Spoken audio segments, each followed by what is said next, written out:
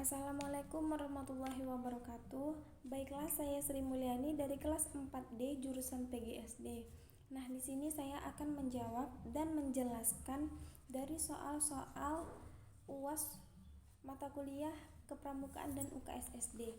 Nah, di sini soal yang pertama yaitu jelaskan kenapa penting mata kuliah Kepramukaan dan UKS SD dipelajari oleh mahasiswa PGSD. Jawaban saya yaitu penting. Mengapa? Nah, karena sebagai calon guru SD, kita perlu memahami atau mempelajari mata kuliah Kepramukaan dan UKS SD, yaitu gunanya untuk mengembangkan diri di sekolah yang sedang mengalami masa-masa transisi mencari jati diri dan masih belum mempunyai identitas dan sering mudah terpengaruh oleh hal-hal yang menyebabkan moral dengan berbagai tindakan perilaku yang negatif, apalagi di tengah-tengah pengaruh era globalisasi dan era informasi digital yang ikut mempengaruhi gaya dan perilaku anak khususnya pada anak SD. Nah, dengan adanya pendidikan kepramukaan ini, saya sendiri sebagai calon pendidik bisa membuat siswa lebih berkarakter dan mempunyai prinsip, kecakapan, berjiwa mandiri, berjiwa kepemimpinan, dan kepribadian yang positif. Pramuka juga ini mengajarkan lingkungan hidup dan bertahan hidup dalam keadaan darurat. Dengan adanya ini bisa membuat siswa lebih tangguh dan mencintai alam yang ada di sekitarnya. Nah, yang kedua yaitu soalnya, buatlah analisis resum apa saja yang Anda dapatkan dari mata kuliah Kepramukaan dan UKS SD. Nah, jawaban saya di sini, resum yang saya dapatkan dari mata kuliah Kepramukaan dan UKS SD adalah saya bisa mengetahui dasar hukum kepramukaan, yaitu Undang-Undang Nomor 12 Tahun 2010 tentang gerakan pramuka, yang dimaksud untuk menghidupkan dan menggerakkan kembali semangat perjuangan yang dijiwai nilai-nilai Pancasila dalam kehidupan masyarakat yang beraneka ragam. Nah, bahwa di dalam gerakan pramuka ada juga tentang anggaran dasar pramuka dan anggaran rumah tangga gerakan pramuka. Selain ini, saya juga dapat mengetahui sejarah kepanduan dan perintis kepanduan dunia dan Indonesia. Di dalam materi ini, saya bisa mengetahui nama dari Bapak Pramuka Indonesia, yaitu Sri Sultan Hamengkubuwono.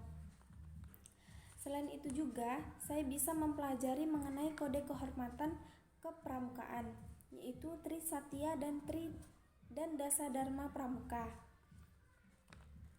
Selain itu, saya juga bisa memahami pencapaian tanda kecakapan umum dan tanda kecakapan khusus, serta Pramuka Garuda.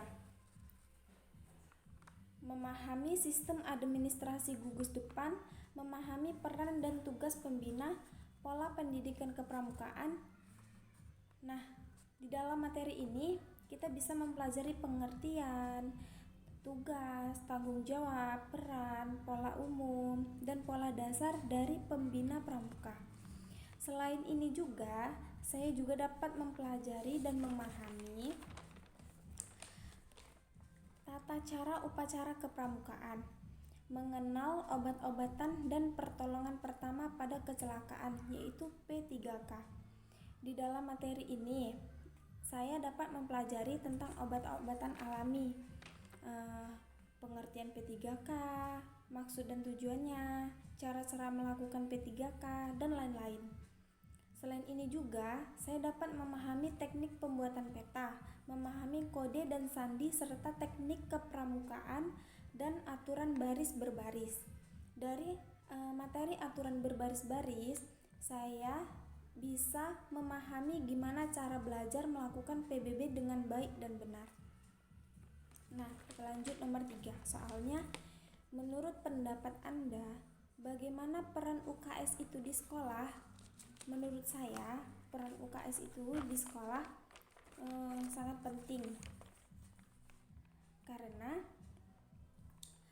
UKS ini sangat dibutuhkan di pihak sekolah-sekolah manapun. Nah, ini menurut pendapat saya ya.